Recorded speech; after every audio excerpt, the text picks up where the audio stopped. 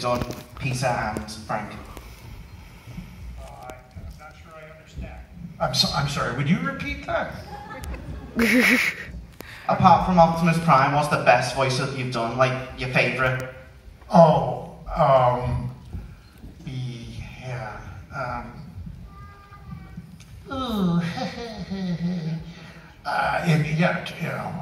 in Transformers? Oh, I'm making this difficult, aren't I? Oh, gee willikers. Come on, Prime, let's kick some butt. Leaking lubricant, oily stuff, Ironhide. Ironhide, ladies and gentlemen.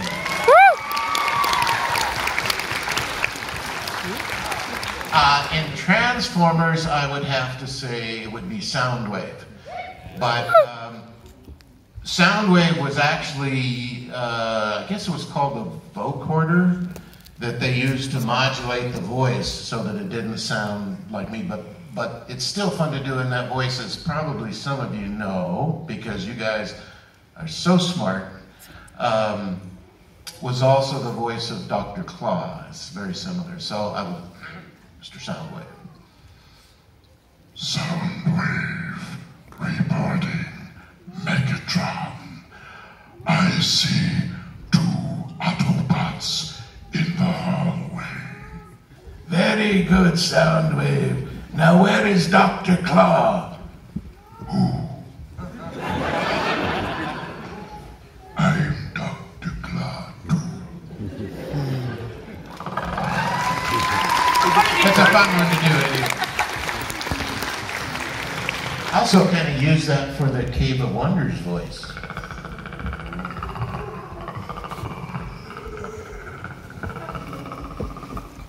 Who are you?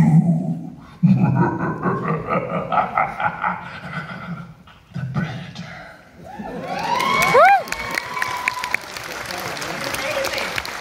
We've got a question right here on the right from Miss Harley Quinn. Hi there, my name's Sasha. Firstly, I'd like to say thank you so much for coming over to the UK. It's an absolute honour to even be here, seeing you and speaking to you. And I've got a little bit of a request, and you can deny it if you want. It's perfectly fine. My brother and my nephew are the biggest Transformer fans that I know. My nephew will be 7 in a couple of weeks, and my brother will be slightly older than that later on. Would you both mind just saying happy birthday in the Transformers voices to Leo, who's my nephew, and Ryan, who's my brother, please? Is that Leo and Ryan? Yeah, Leo is my nephew, and Ryan is my brother. My name is Optimus Prime. I am wishing Liam and Ryan a happy birthday.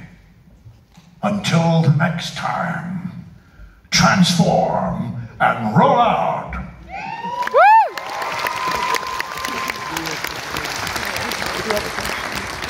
Hello, Liam and Ryan. I would like to also say hello and happy birthday.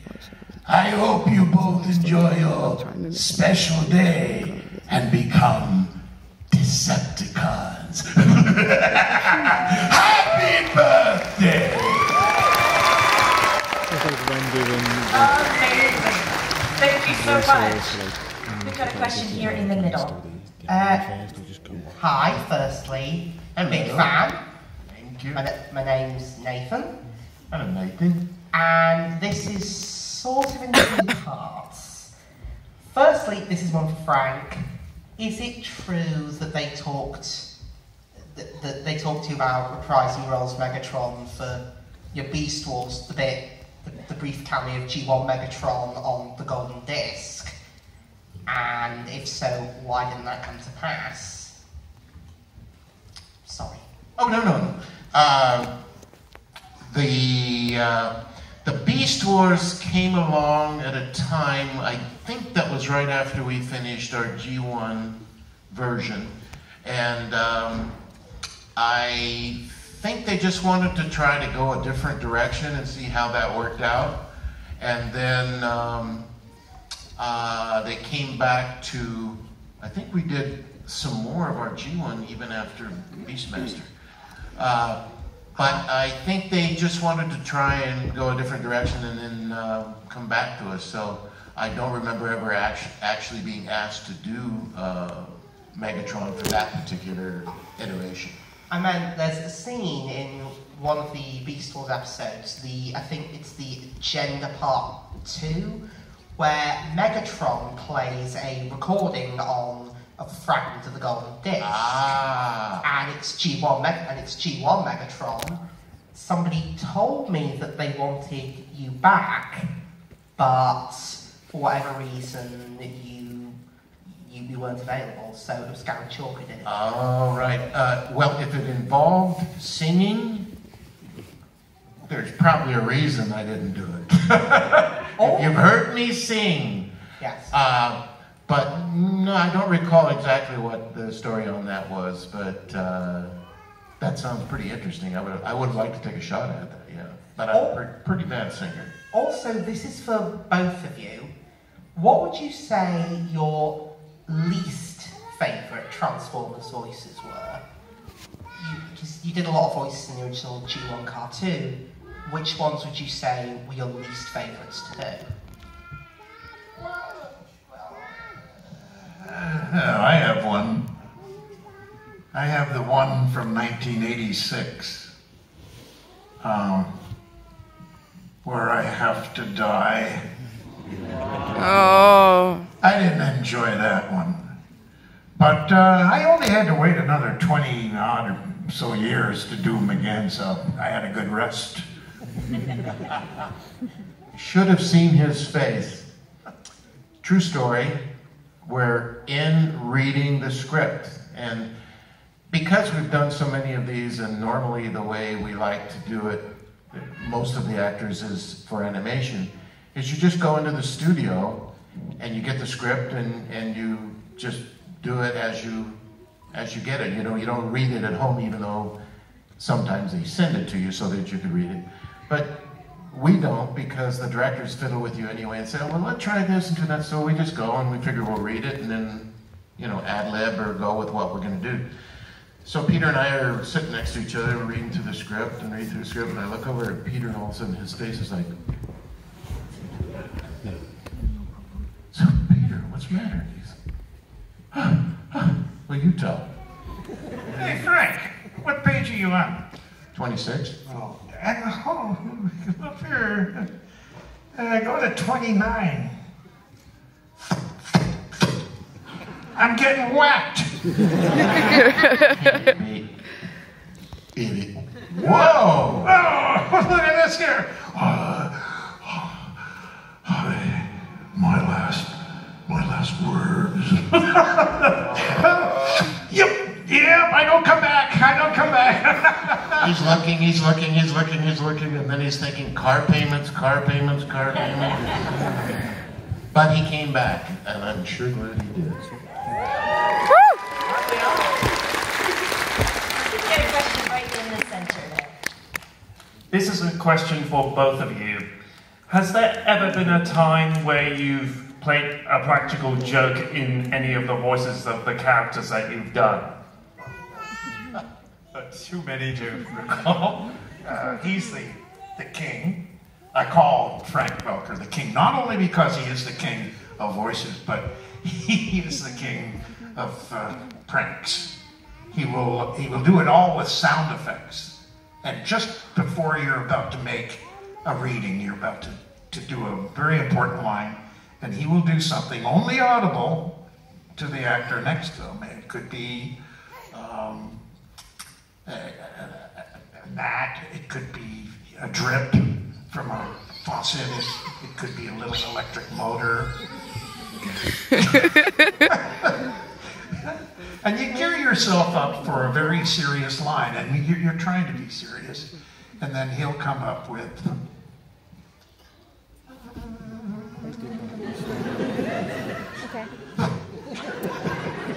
But the fun thing about that is the director, the producers, the writers, they're all in the booth. And there's glass, so they don't hear anything that's going on until they push down the button to record. So you can just go. So Peter, when they would come back and they'd start to roll, I'd try to get it so that he's laughing just when they come back. So everybody else is perfect, ready to go, and Peter's going, get you in trouble.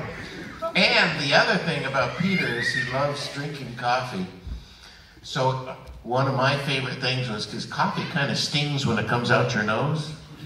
So if I can get him to laugh or cough or anything when he's drinking coffee, then and then for the next half hour he's ruined, you know. So these are the kinds of things we professional actors do. Yes, so I hope that answered your question. We've got a question up here on the right, on the side. On the right. So one of my favourite stories that I've watched on YouTube was Peter explaining how the Optimus Prime voice came about. I was wondering how Megatron came about. Well, when we went in to audition for these characters, and of course Peter's story is so incredible, and mine was just totally opposite, just kind of more nonsense. But the studio had put out all of the characters on the table, and which is my favorite thing, because I like to visually look at something, and then usually a voice will come. You know, if a director says verbally, yes, in this particular shot, you will actually think as though you were a tree, and the tree actually has a bit of knobbles on it and quivers, and beneath it has a frenzy, and you feel as though you're swaying in the wind. I'm sorry, I'm getting carried away. But when I look at it, it just immediately something comes. So when I was going through all these, and of course, the sign said, you remember this, Peter? The sign on the wall says, pick 3.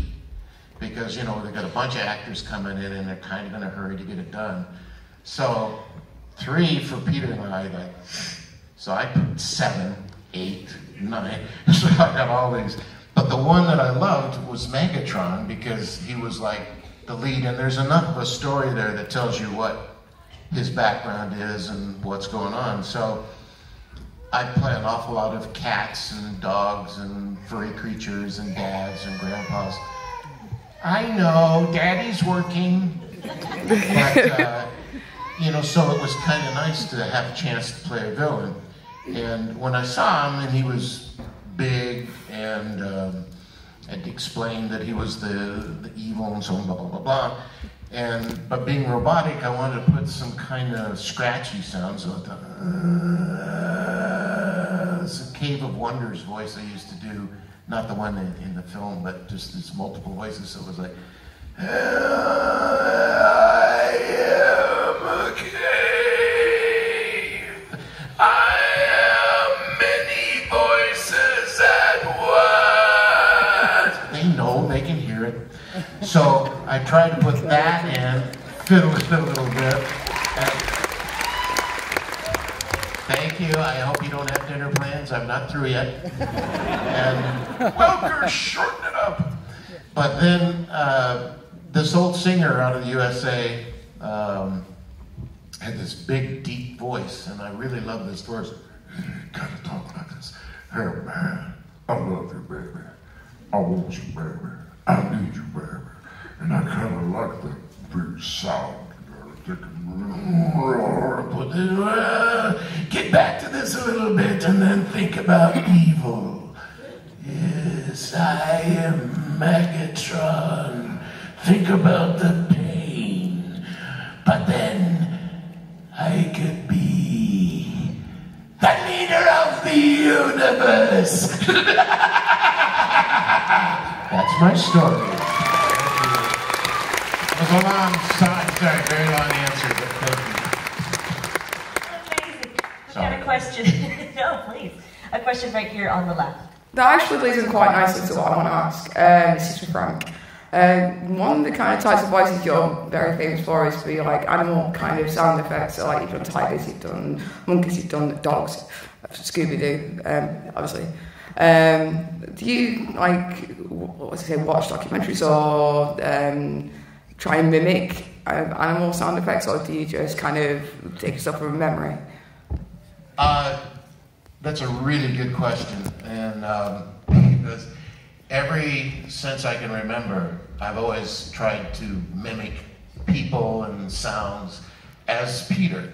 In fact, just a slight digression, we'd like to do, please Peter, humor me. This is our impression of a pond in the forest.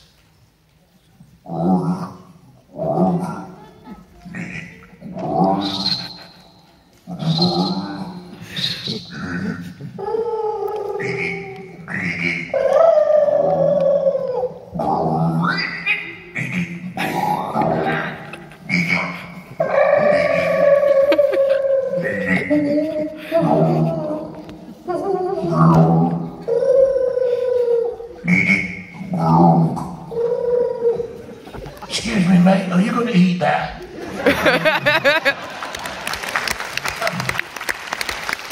Well, I think I'm speaking for Peter also, is that we both always listened to animals and people and did impressions and sounds.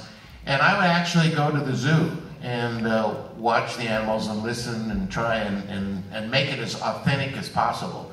And then when you do a feature, if they need, like I've done a lot of actual real dogs, the breathing, and try to make it authentic sounding, so it's not just like a caricature, but just...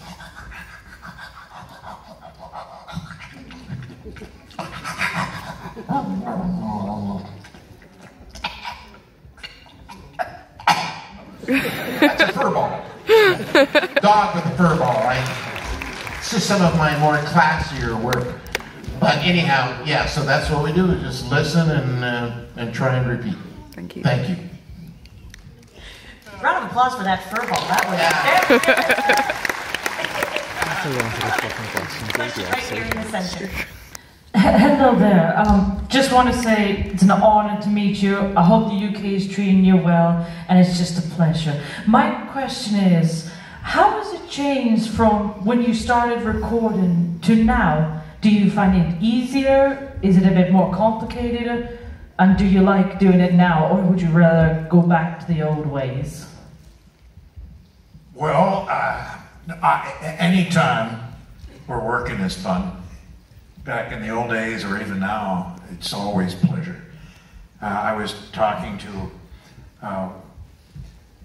a young man today, and he asked me the question. He said, you know, similar to that. I said, you know, if you do something you love, you really love, you never work a day in your life. You're just, it's not work, it's love. It's something you enjoy, which I recommend to anybody. Find a way of loving what you do and what you do well, and you'll never work a day in your life. We always have fun because we've been doing this all our lives. When I was a kid in grade school, I was admonished for impersonating my teacher and or any animal that happened to walk by. Favorite Transformer? Well, I must say, thank you for the question, Optimus Prime. Of course.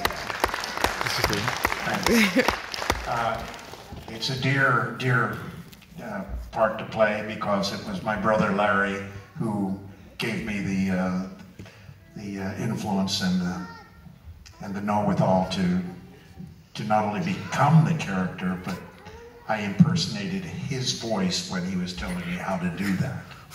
You know, so by far my greatest character love is Optimus Prime. And one of your heroes in life, right? One of your true heroes in life. He was saying what is some of your favorite heroes, so I would say.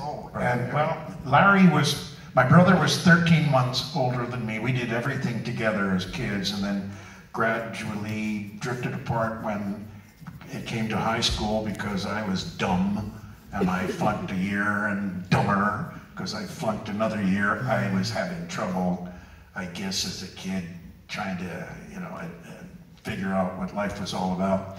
Well, Larry just, being taller and 13 months older, he just went through high school football and then into college football, and there I am still in high school. And see you, Larry. About 20 years later, that's when we rubbed shoulders again, and I was on my way to an audition, and I'll tell you the story. Briefly, I was on my way to audition. He said, "Peter, where are you going?"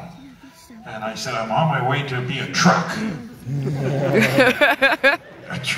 A truck? I said, yeah, but he's a leader. He's a leader truck. He's a hero. He said, "Well, Peter, now here's my brother who had returned from Vietnam, a captain in the Marine Corps, wounded, Bronze Star with V, and truly a hero, truly a great hero. Always in my life he was a hero, but now he's proven hero." And he said, "Peter, if you're going to be a hero, be a real hero. Don't be a screaming Hollywood phony, pretending you're tough. Anybody can pretend." He said, "Be strong enough to be gentle. Have compassion, responsibility, dignity, honor. Keep that in you." And I said, "Thanks, Larry." And I drove to the audition, and the first words, "My name is Optimus Prime." And I could have said, "My name is Larry Cullen, Captain, United States Marine Corps. Optimus Prime, leader of the Autobots."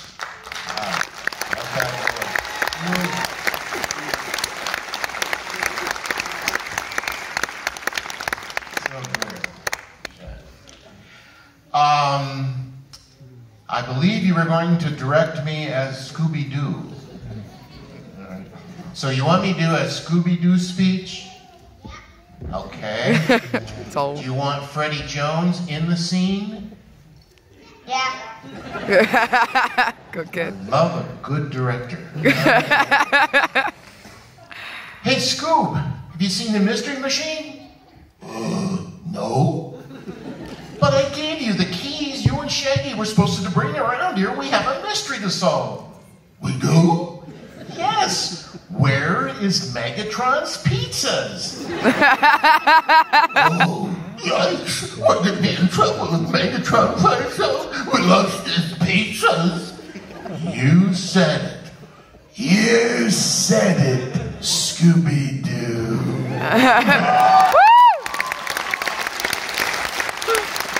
Thank you.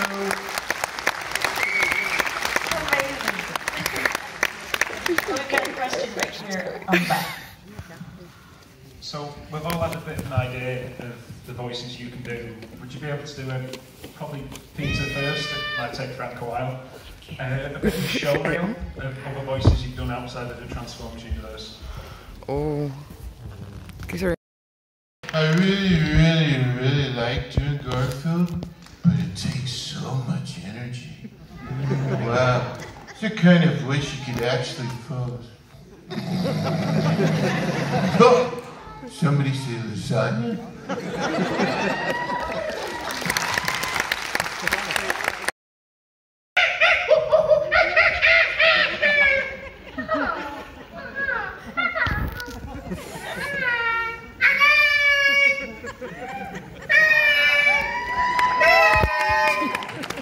The Joker! The monkey from Aladdin? Abu!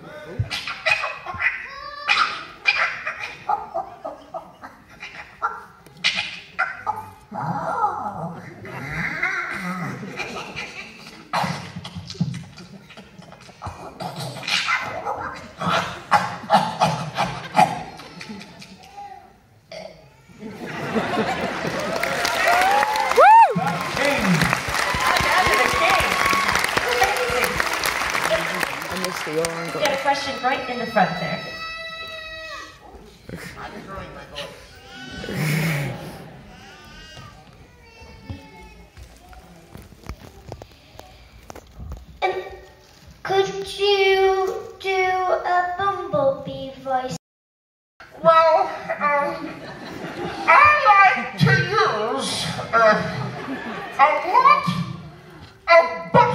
And if you put it in the pan, Yes, of course, in the pan, yeah. then you need to put a little more butter. More butter. Yeah, I like to use a lot of butter. Oui, je prends butter. And if you don't have anything to cook, just eat the butter. Le beurre, yes. Julia Childs. Let's get questions from the right side over here, this young sir. Carrying out memory. Hi, so there's many different Transformers and like Megatron and Optimus that you've like done voice acting for. So have you got a favourite and can you do their voices? You know, I had one that I don't get many requests for, Mirage. But Mirage was actually an Autobot, so I kind of switched sides, but we're Transformers, so we can do that, right? And Mirage, I liked doing because it was kind of I wish I was 30, but yeah, she's going, how long is he gonna be on, Mom? Yeah, food. But Mirage was kind of a Gregory Peck voice, and Gregory Peck sounded like, hello, this is Gregory Peck. I'd like to take this opportunity to turn into Mirage. So Mirage is kind of like this. We will do the best we can, Chief. Optimus Prime has ordered us to move. Roll out. Well, you know, there's one kind of a cowboy that doesn't sound like him. John Wayne.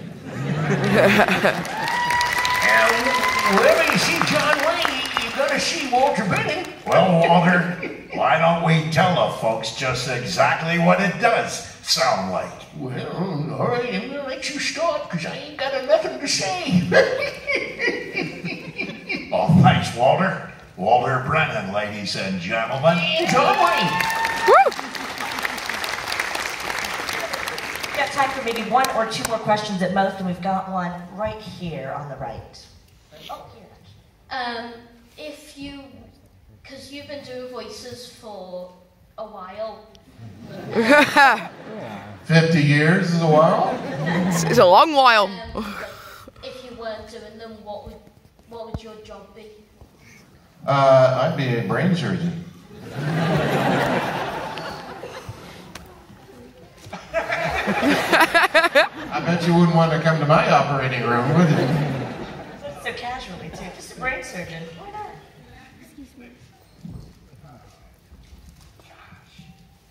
I'd probably be a farmer.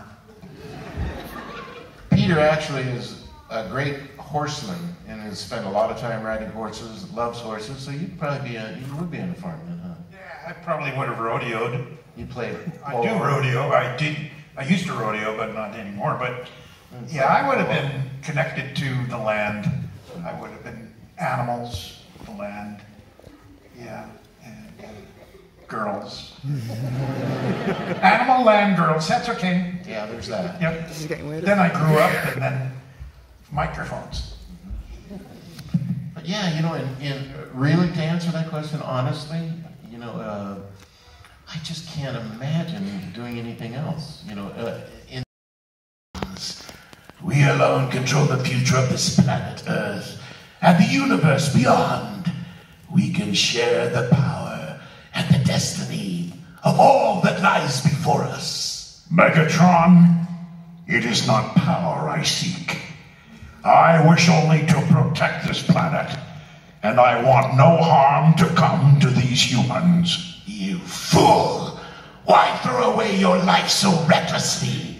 With Energon from the Earth and our troops, we can rebuild Cybertron and control the galaxy. The entire universe awaits us. I will not endanger the Earth or its humans. Cybertron has shown us what devastation comes from greed and power. Then you will be forever my enemy, Optimus Prime. No one will stand in my way. One shall stand, and one shall fall. So